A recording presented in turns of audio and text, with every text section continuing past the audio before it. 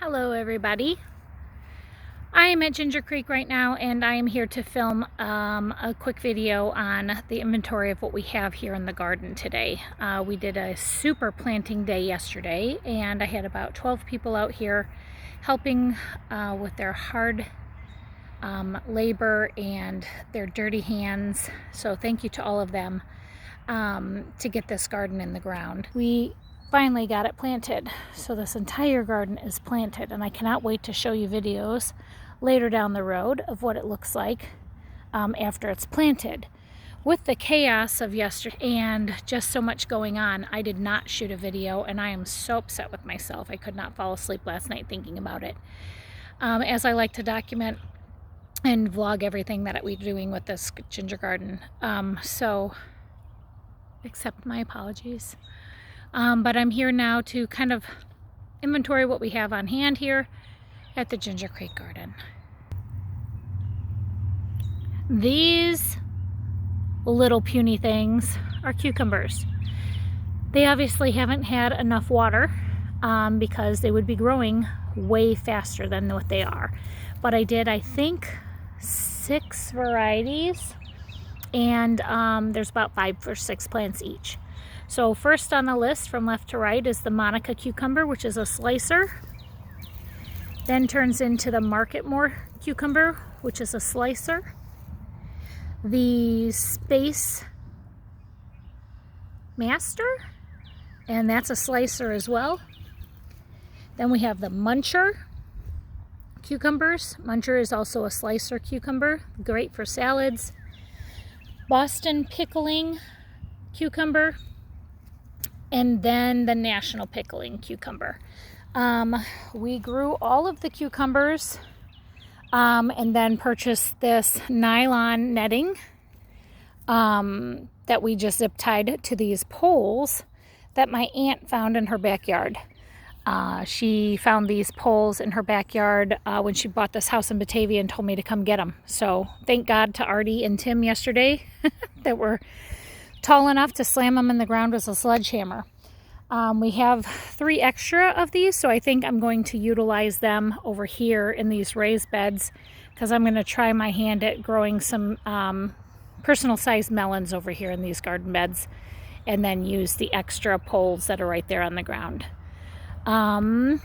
Next, we have along this row, and that's on the east side of the garden, is supposed to be zucchini. Nope, yellow squash. I'm sorry, yellow squash. Again, not enough water to germinate, so I don't think anything in here germinated. I had help from Rob a couple weeks ago. He came here and planted those and nothing has even germinated. I don't see anything. And then along this wall, which is the south wall of our garden here, is supposed to be zucchinis, and those did not sprout as well. I'm actually watering really heavy right now. The first set of soaker hose is actually over there that runs along the zucchinis, or I'm sorry, the cucumbers. I'm so tired. So sorry. And then along this area, which should be the yellow squash, and then along this row for the zucchinis. I'm just going to water it really heavy, make it nice and muddy, and I'm going to come back out here tomorrow and plant some more zucchini and squash seeds. Because we're still pretty early in the season, we'll still be able to harvest them. They like the heat, and so that's not going to be a problem. Then over here, we have our tomatoes. They did such a great job yesterday planting these. I'm so proud of everybody that helped. Tons of Roma tomatoes, obviously, because those are the best for making salsas and for the food pantries and stuff like that. Everybody that came to my house to purchase plants is mostly Hispanic people in my neighborhood, and all they wanted was Roma tomatoes. So next year I'm going to make sure that I do grow tons of Roma tomatoes for them to sell them. But I did 3 rows here. I didn't know, I wanted to really trellis these the right way. So what I think I'm going to do is just put up a trellis along the back end of this 3rd row here and grow them vertically and really do a heavy pruning on those. And then we did another row here of tomatoes, which is right down here. We marked all of them. I did about 7 varieties of tomatoes in this garden, about 6 plants each. And then we jump over to this row, and it's 3 deep, about a foot apart from each other. But this is our pepper garden. So this is where all the peppers are. Jalapenos, banana peppers, poblano peppers, red, yellow, orange, green peppers, hot spicy varieties. I mean, that's the little babies right there, but they will catch up to everything else that's in the ground here. But that's what I wanted to show you on the peppers. Then we have our green beans. So I wish I would have wrote the date down, but I planted those a while ago, covered them up with some straw, and they obviously sprouted. Then Laura and I came back, and she got her hand in here and started growing. Oh, I see one. Yay! It's a little bean baby. These are blue bush, apparently. Oh, yep, there's plenty in there. There's another one. Hope you can see that. Let's try to focus in. I'm just shooting this video with my camera on my phone. There's another one. So yes, they are obviously coming up. I like using straw like this because it is really soft, but it also helps them germinate. And I'll throw some more water on here and let them come out. As you see, there's another little bean right there. So these are the blue bush beans. These bush bean varieties only get about 1 or 2 foot tall. They're something that does not need support, which is fantastic. And then they do grow prolifically, so that's a good thing. And then we did like a yellow wax bean. And I don't know if any of those are coming up. I do not see any right now.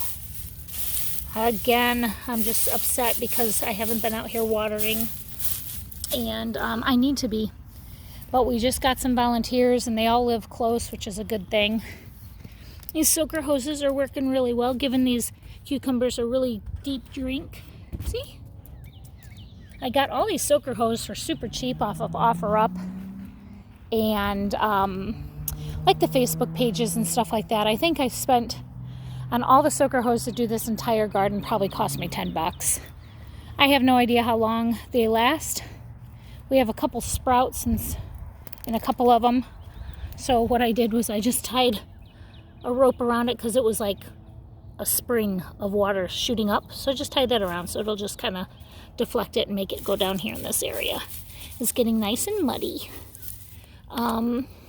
The soaker hoses, see them? How they dribble? That's awesome. So anybody that comes here to help do the watering of the garden or weeding of the garden, all I got to do is turn the soaker hose on and go fishing or sit under a tree and do a devotional or something. So very happy about the soaker hose. Makes the job way easier for everybody. And I wouldn't ask anybody to do anything that I don't want to do. So that's kind of how I roll. I hate weeding. That's why I use the landscaping fabric on the entire garden. I didn't want to have to ask people to weed because I don't like to do it myself. And let's go take these beds. My partner in crime, Rob Vaughn from Charity Blooms, said that these beds were crap and we're not going to be able to grow in them. And who knows? I have no idea if that's for real. I mean, it's earth. So what I'm going to do is I'm just basically going to plant in here anyway. Like we did in the garden. What I did was we dug holes and we put a garden mix in there and then put the earth back up around it. So I'm obviously not going to put a plant around something like this that's like clay and hard as a rock. Roger and Cheryl are going to come back and till these beds again to dig them up a bit. We have a little bit more composted manure we're going to put in these beds also. And we're going to try our hand at some things. Like I'm going to put some Brussels sprouts in here, some cabbages, because I grew them from seed. I don't have room in my personal garden, but I want to definitely throw them in there just to see what happens, because this is our education. This is how we learn. So let's take a look at what we can do to learn how to garden. Then with those things, I'll put the netting on those, and then we can trellis up our watermelons and stuff like that. I think that would be a really good idea. So those are our raised beds, and we're going to see what happens. They will get full sun. I mean, there's not a tree in sight to give them any shade. It's right now about 5:30, 6 o'clock at night, and this is the view that we're having. And it's just now getting shade, so that's good. So who knows? Gardening is an experiment. So many people are scared, like, oh, I didn't get my squash in this year. I'm like, put a seed in the ground. Like, what can it kill? Nothing. What can it hurt? Nothing. Just try it. Just put it in the ground.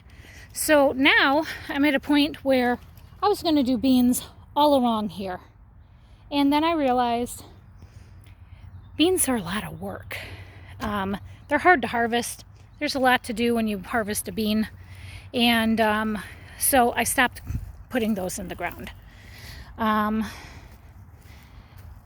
don't know what else I'm going to put there. Maybe I'll bring back some more peppers because I love some bell peppers. I have plenty of those at my house, so I might come back and plant some more peppers in there. I also grew some okra, but I only think we have one Star of David okra that sprouted. I'll show you those in just a second.